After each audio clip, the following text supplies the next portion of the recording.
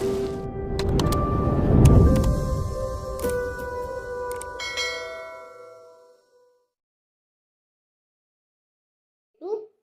di BKN Talk edisi Kupas P3K. Baik, saat ini saya sedang bersama dengan Bapak Dwi Haryono. Beliau adalah perancang peraturan perundang-undangan di Direktorat Perundang-undangan BKN.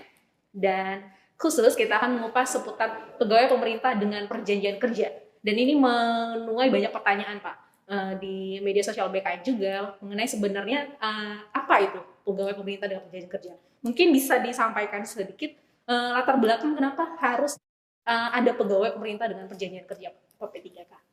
Ya, terima kasih Bu Desi. Jadi memang latar belakang munculnya pegawai pemerintah dengan perjanjian kerja itu adalah ada di amanat Undang-Undang Nomor 5 Tahun 2014 tentang Aparatur Sipil Negara. Di mana dalam undang-undang itu disampaikan bahwa ada yang namanya pegawai aparatur sipil negara yang terdiri dari PNS dan P3K. Ya, singkatan dari pegawai pemerintahan dengan perjanjian kerja. Nah, latar belakangnya adalah bahwa kembali kebutuhan. Di satu sisi kebutuhan atas sumber daya manusia khususnya aparatur sipil negara itu cukup besar. Nah, inilah yang ingin dilakukan pemerintah, ingin merekrut baik melalui jalur PNS yang mempunyai keterbatasan tertentu dengan menggunakan jalur P3K. Sehingga harapannya kebutuhan instansi pemerintah terutama tenaga-tenaga yang siap pakai, yang profesional, yang tidak terikat pada usia itu bisa terlayani dan terjembatani. Sebenarnya perbedaannya dengan pegawai negeri sipil itu apa, Pak? Secara umum memang perbedaannya tidak banyak sebenarnya. Tetapi kalau dari sisi persamaan sendiri kan sama-sama tadi saya sampaikan adalah sama-sama pegawai aparatur sipil negara. Yang hanya karena pengertian pegawai aparatur sipil negara, maka yang bisa mengisi hanya warga negara Indonesia. Di luar itu tidak boleh.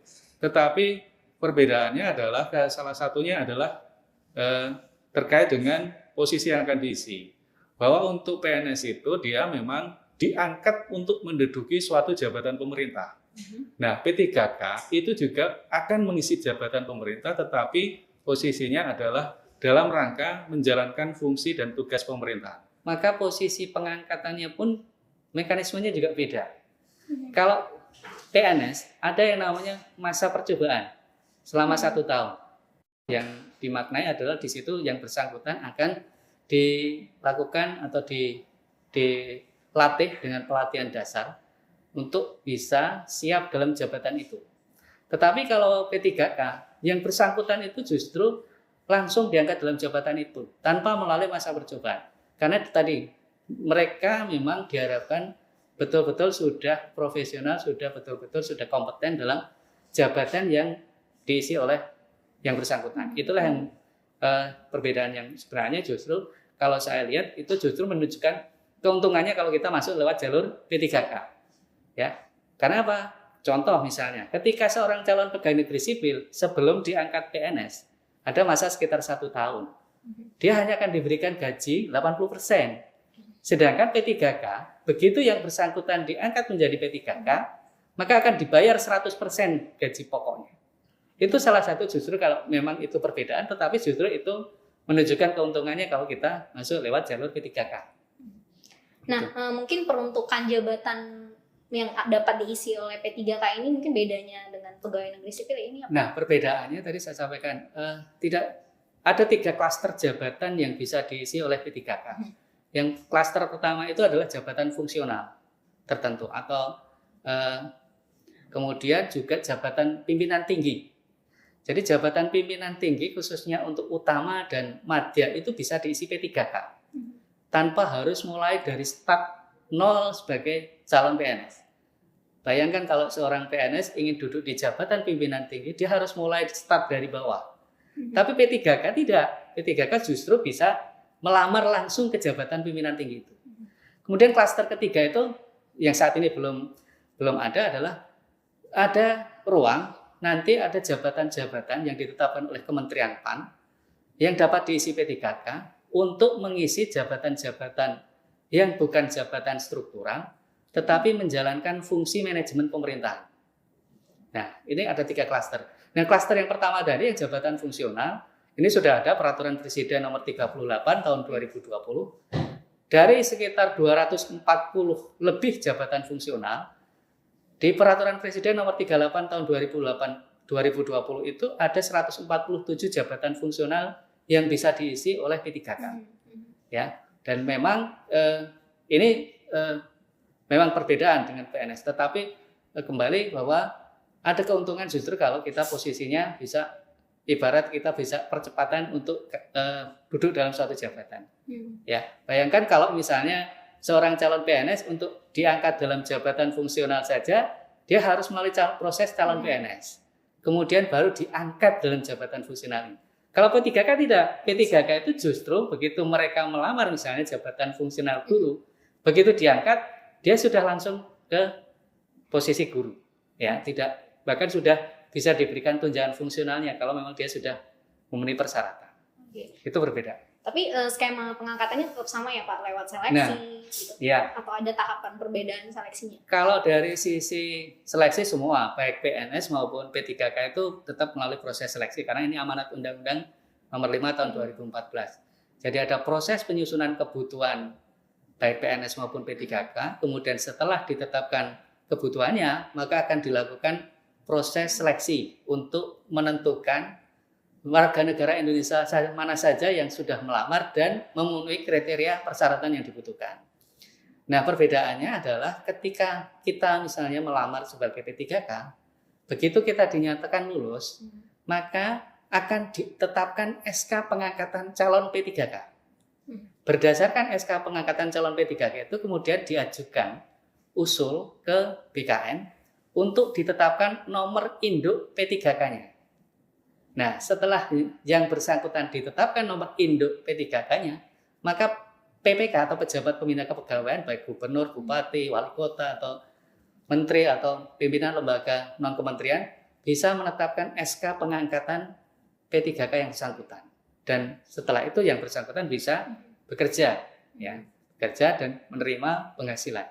Nah, ngomongin penghasilan nih, ini salah satu mungkin yang jadi pertanyaan itu adalah hak-hak kepegawaiannya. Nah, kan kita tahu pegawai negeri sipil beberapa sejumlah hak kepegawaiannya ada. Nah, itu sama nggak nih dengan si yang akan dimiliki oleh P3K?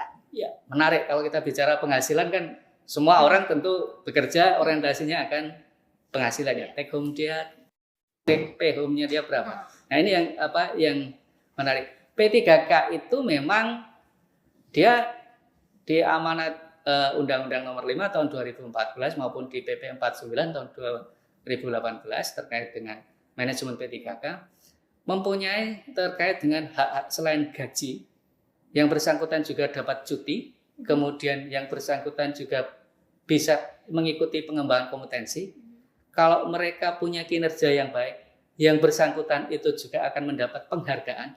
Penghargaannya sama dengan penghargaan yang diterimakan PNS. Kemudian yang bersangkutan juga punya jaminan. Jaminan apa? Jaminan hari tua, jaminan kesehatan, jaminan kecelakaan kerja, termasuk juga jaminan kematian, dan bantuan hukum. Perbedaannya, bantuan hukum ini adalah dalam pengertian bahwa selama yang bersangkutan melaksanakan tugas jabatannya, kemudian ada masalah hukum, maka yang bersangkutan berhak dibantu oleh pemerintah. Nah, mungkin yang menjadi perbedaan yang selama ini jadi pertanyaan adalah terkait pensiun. Tetapi amanat di undang-undang maupun di PP ke depan tetap akan diatur terkait dengan jaminan hari tua tadi. Karena apa? Sama-sama kalau di PNS itu ada yang namanya regulasi Undang-Undang 11 tahun 1969 yang mengatur pensiun PNS. Bahwa pegawai negeri yang telah memberikan jasa akan diberikan kontribusi yang namanya pensiun.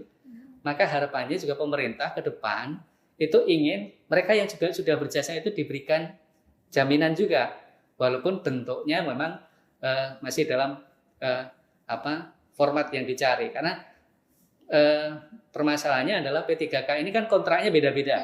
Ada yang dikontrak 1 tahun, ada yang 5 tahun, bahkan bisa diperpanjang. Nah, ini yang perlu ada formula khusus yang diatur oleh pemerintah.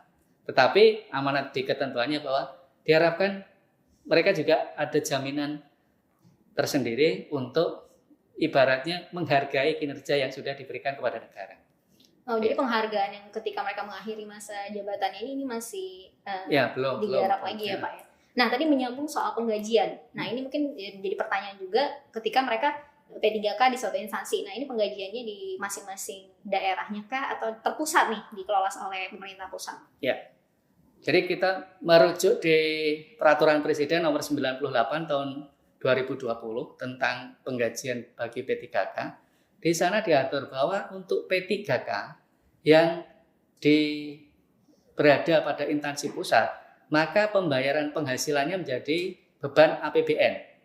Sedangkan untuk P3K yang berada di daerah, yang artinya yang bekerja untuk instansi pemerintah daerah, maka beban penghasilannya dibebankan pada APBD.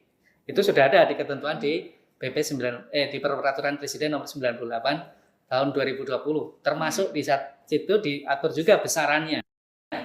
Jadi ada mekanisme pembayarannya, ada mekanisme bayaran, kemudian berapa besaran yang diterimakan setiap P3K.